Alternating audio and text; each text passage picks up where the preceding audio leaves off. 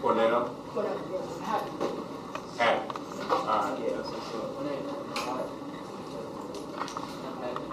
Happy. My name is Amar. I'm in 7th grade, and I'm happy.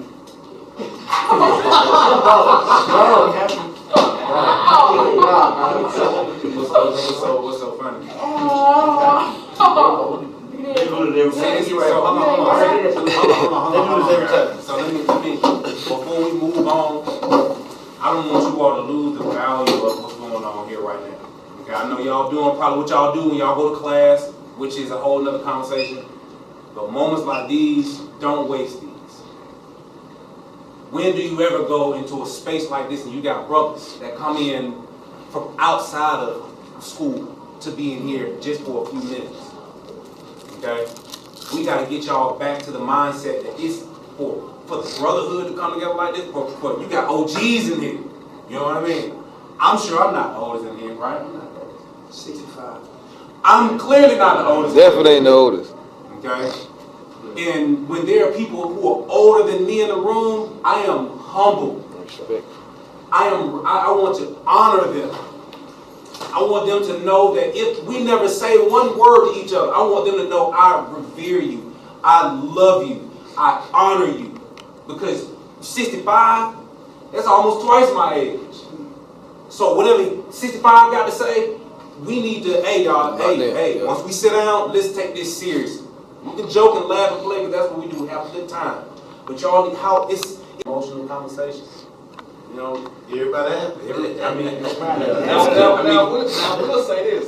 I'm happy as it. I'm happy. You know what I'm saying? And the reason I'm happy because y'all happy. Y'all ever walked in the room, right? I'd rather be in a room when everybody's happy because that makes me happy. You know what I'm saying? When you walk in the room, everybody's mad, upset. What they do to your body? The energy You know what I'm saying? transfers. Cause guess what though, Ken?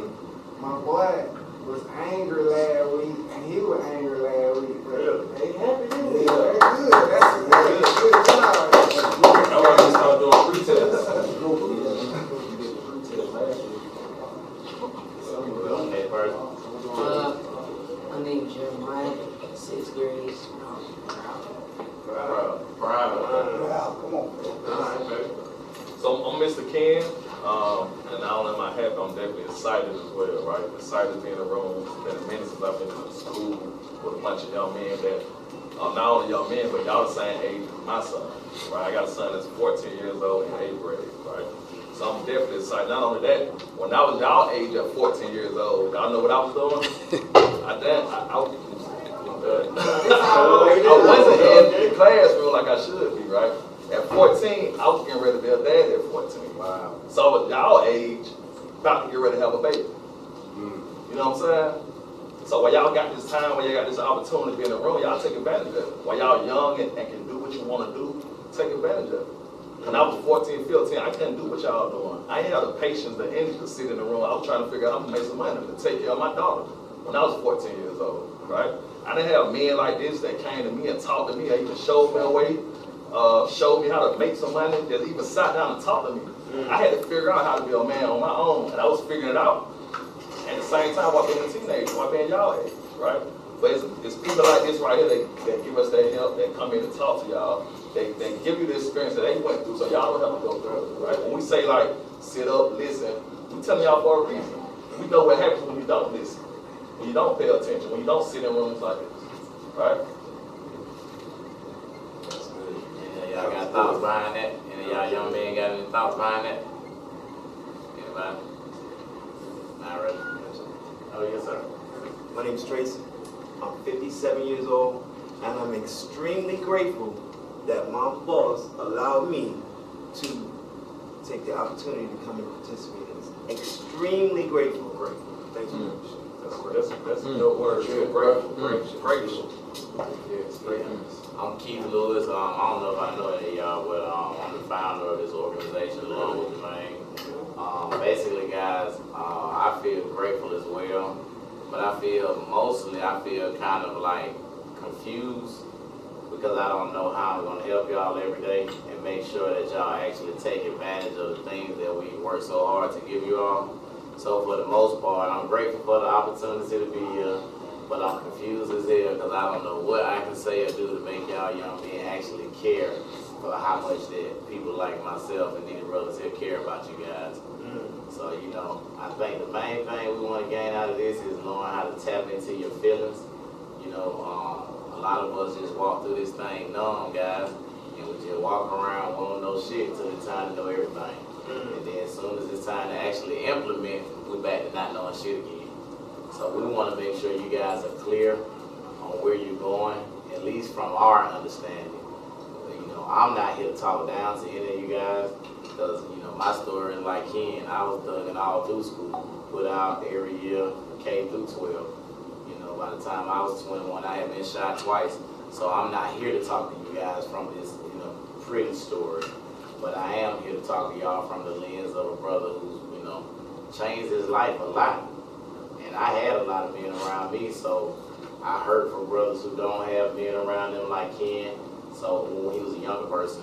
So for me, that's why I just connect with brothers like him. You know, I want to give Ken his flowers because in your industry it's okay to talk about it. But we were trained how to talk about our success. So one thing I learned, you know, this weekend, guys, Ken did a conference. He has a virtual assistant company. So we need to make sure in all of our programs we offer that tutoring piece because our boys need that virtual tutoring like ASAP. So that's where some of the pledges need to go because he has the VAs. So basically, guys, he had a conference this weekend. Y'all know what a virtual assistant is? Who knows what an assistant is? Y'all know what an assistant is? If you got an assistant, what does an assistant do? Take your man outside your ear, right? Something that helps you out. Yeah. What you think? What you think, nephew? What does an assistant? If you're a boss or a CEO, what does an assistant do? He helps you with your company. Help you with your company? Any of y'all got an idea? What would an assistant do for you? Help you organize your stuff. Ooh. Get it straight. That's smart. You're smart, young man. Yes, sir. What you got, nephew? What does an assistant help you do? Like help you on your work. If you like having a hard time, he with you there. Then you guys gotta do he's right there by your side of you. What about you guys? What assistant do? Everybody check in on this one. Assistant can basically assist you with working and help you get stuff done that you can't do every time. Right. Save your time. Freedom. Please do. Okay, so this, for those that don't know, it's a group. Now, a group has power, a spiritual power, right? So we do need to take it serious. So here's the thing about a group is so spiritual, right? That if you have something on the topic that's burning inside you that you need to say, right? What happens is once you have a chance to say it, that burning inside you is spiritual food for somebody who's hearing it, right? Now here's the thing. So now you get to share with somebody else that's going to uplift them because they needed to hear that. The other thing is, if you have this burning inside you to want to speak and share on the topic, and you do not share that, that spiritual food for him is going to turn into poison for you.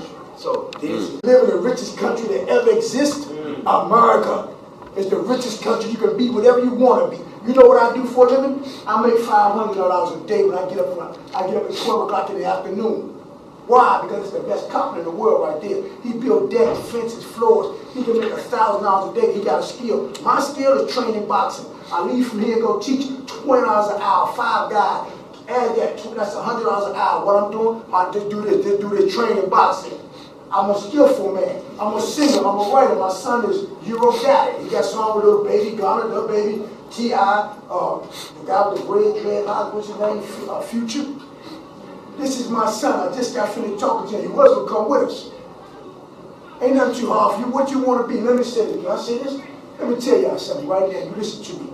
I want y'all to go home and study the eagle. That's what you are. Now here's the thing with an eagle. An eagle, he fly higher than any bird. If an eagle see another bird, it got to be an eagle. Watch this. It has to be an eagle. Now listen to me. There's other birds. You know, you got parakeets, you got pigeons. Y'all know about the red birds and all? Watch this, what happened. When an eagle see a storm, that eagle go through the storm. Why? Because the storm embraces him and takes him up higher. You know where the rattlers and all the pigeons and everybody at? They run in the trees from the storm. But the eagle go to the storm in that nest. That's you, Eagle, staying there. Or when you get home, you just get in your little comfortable nest, get on YouTube, get on Instagram, you in your nest. And then when your mama tell you go do this, you want to argue and fuss, she realized that you're an eagle. Listen, the eagle bird sits in that warm nest. It's comfortable.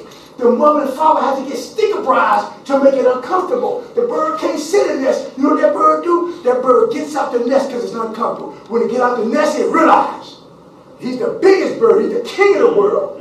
You are. You're an eagle. Stop acting like a robin and a dove. That bird get out and die. Don't you know he can see things 5 miles away? Watch this. I love this. Don't you know that eagle? One more thing. I have 7 boys, 7 girls and 3 boys. He know one of my daughters. 7 girls and 3 boys. 7. Once we identify the areas in our life and our business where we need help at, and then going out and getting the help, going out and asking for the help, going out and talking to brothers in the room and saying, hey, I need some help, right? Because you've been able to identify where you're weak at or where you're strong at, right? That's the first thing, being able to evaluate ourselves and say, okay, this is where I need help at in my life, my business, in school, my work, at home, whatever it is, right? And then being able to go out and get the help, whether it's an assistant or whatever it is. We all need help, but the main important thing is going to identify the help and then going out and get the help. And then when they try to give us the help, we're being accepting and we're taking advantage of the help that we're getting. Absolutely. Right? So real quick, you talked about my event, right? So like I told a quick story about being a dad at 14 years old. I was also a high school dropout. Dropped out of high school, 11th grade. When everybody's going to prom, 11th, 12th grade, I was back and forth in juvenile, right? Got my GED, ended up going back to school, right? But this weekend, as a high school dropout, I never knew like I'd be able to make money, I'd never be able to be successful. But that's what I thought, right? But it wasn't until I was able to get in the room, get around people like this, get around people that I was around this weekend, right? That helped me understand, like, no matter where you're from, what you go through, you can be successful no matter what, but it starts with you being able to identify where you need help at and getting connected with the people that can help you, right? So, going from a high school dropout kid, this weekend, on Sunday, what happened? What did you see happen? He made $180,000 on Sunday. It was like 40 people. So, it don't matter where you're at in your life, whatever you say you want to do, like, you can do it. And I made it from talking and using my mind. Yeah. That's it. it. He literally said he was going to do it back in October, November? Nah, this a couple months ago, I think. Yeah. Like, whenever it was, he said, man, because if y'all can't tell, y'all can't already tell my personality, Ken ain't one that's just going to be rah-rah in your face. So he told me, he said, I'm going to go on and do my conference because he's always serving. His company serves a lot of people. So basically, when he decided to do it, you know, I was like, it's going to be easy.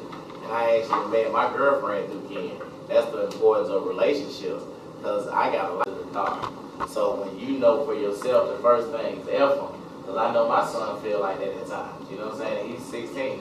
When you going through this age, man, it started getting tricky. So guys, I want to encourage, who was the other person that hadn't seen their dad this year? And what's up, man? I don't even know calling him. He was in Indiana, and he crazy. He keep going to jail. Yeah. That's all I know. Yeah, so Last time I saw him, about 3, 4 years. And what setting? Where were y'all at? Now at my mom's. He was like, all right, son, I'll see you later. And he ain't seen the thing. Yeah, so for me, guys, like, that's the shit that burned me up. Right. You got something you want to chime in? 'Cause, you know, I cry all day. You got something? I think I met my dad about three or four times. He bought me a car, 7th grade year. And then when I come home from prison, really in prison, I realized like, I had daddy issues. Yeah. And that, you know, I was one of the top linebackers in Georgia. And, you know, like, all them sacks and tackles didn't mean shit when I got off the field, and I got to get a hug from another man, from my partner dad. And when I came home, I went to find him, and I went to his mother's house, told him, the trap at the door, I'm my nephew. And nobody even moved. He ain't here. I'm like, cool. So I ended up checking myself into therapy and counseling. And then I got a call a week after my counseling session. We broke everything about me being emotional and missing my pops. And I got a call from his sister saying he was dead. So I'm, 42 at the time. So I'm like, all this time, you my auntie, you been knowing I was alive, and you should contact me when he died. But at the end of it, you know, like, I had to go bury him because one of my that's there. mentally messed up. He was bipolar schizophrenic, so for all these years I carried this burden about him not loving me, but the whole time he was sick. He probably tried to save me from embarrassment, but he didn't give me the opportunity to choose. You know, you didn't have to die by yourself. And when I buried him, you know, I found peace in that. You know, I had to go pick out his clothes and everything. The whole time I'm like, damn, it's some bullshit. But I got closure. And what I am now is to these young men what I long for, what I missed out on. That's why I go so hard for you guys. So I know what it feels like. That's it. They're real though. I was telling a story to the kids the other day about my father, man. You know, he right here in the city, you know what I'm saying? Cool dad. Like my mom used to, you know, I played baseball. My mama said she would always tell me stories. My dad was fine in baseball because she used to have a family there. They used to have a little picnic. They used to have sandwiches and stuff after the game. You know what I'm saying? I turned into a baseball star. My dad stayed right in the city, man. I played baseball my whole career, man. The man didn't never come throw a baseball with me one time, bro. You know what I'm saying? Everybody, because it's cool, because everybody has the same commonality of age, no money, no experience. As you get older, like Ray, when did you first start testing your real money? Was it 19, 20? I was 18. So how did you get to be from a student to being the successful businessman you were that young? It goes back to my father. My grandparents raised me, but my father was in the city. And I knew of my father, he had a whole other family. So my drive honestly came from my father not fucking with me, to be honest with you.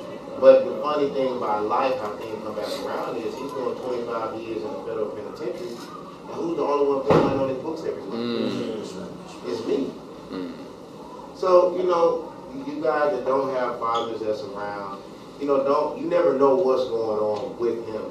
You know what I'm saying? And I don't hold it against my father. I'm his oldest child out of 14. I'm the oldest. I'm going to 85. Everybody else came out. So it's 13 of them that don't really take care of him, don't go see him nothing. But the one that he abandoned, still take care of him. So don't turn on your fathers. You know what I'm saying? You never know, you know, how life is going to go. Don't knock your blessings saying, fuck. That came from a place of hurt. Yeah. You really don't mean fuck them. Because if you walk through that door right now, you probably shed a tear. You can shake your head, but that's fine. You still hurt. It's human nature to be hurt. That's where you came from. It just happened to be a difficult situation, but you love your father. But that's why I got on them stacks. I was like, fuck him. I was like Turn fueled. into success. You know, like, yeah, you know, like, you fueled. Yeah. But, you know, back to the main thing, a lot of my success, I would say 80% of my success came from the fact that my father wasn't there. I knew of him, but he wasn't there. So I used my anger and put it into a box of success. So I didn't act out and beat up kids and drop out of school and just be, you know, a terror. I wasn't like that. I used mine to say, all right, one thing I do know how to do is make some money. And I turned my shit into being a multi-millionaire. And if you look like that, you pick up your phone and Google. It's real. So don't say fuck it. Use that anger in school. You're in school right now. Go get, if you gotta cut grass, wash your car, whatever it is, turn that anger into something positive. Don't judge them. You never know what's gonna happen in 5, 10, 15 years. That goes for the other two that got fathers that you haven't seen in 3, 4 years. Because as you get an adult, as these fellas will contest to you, you never know what's going on with your dad. Even with you mentally, you never know. As a kid, you don't understand. And to me, y'all are still kids. I know y'all